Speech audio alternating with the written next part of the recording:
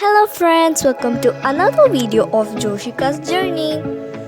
In today's video we are going to be seeing how to make kinetic sand with just 2 ingredients.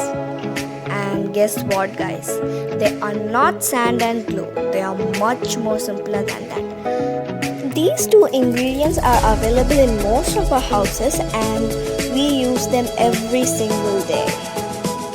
The main ingredients are toothpaste and salt.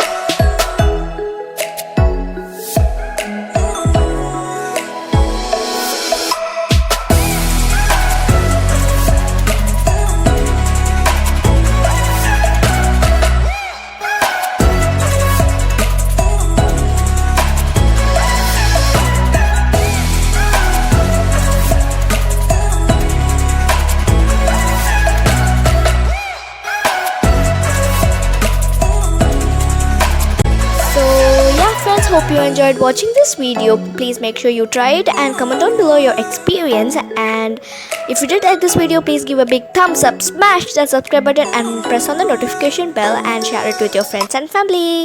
Bye.